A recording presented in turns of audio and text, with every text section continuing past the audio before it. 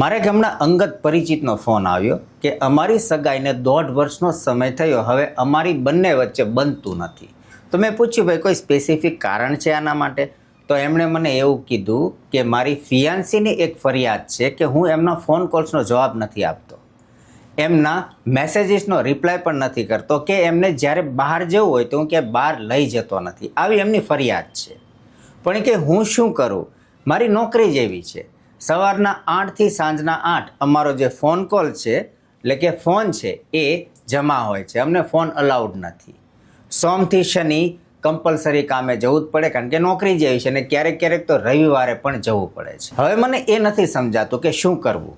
જો હું નોકરી બચાવું તો ફિયાન્સી સાથે ઝઘડો થાય છે, અને જો ફિયાન્સીને સાચું તો મારે નોકરી મૂકવી પડે છે.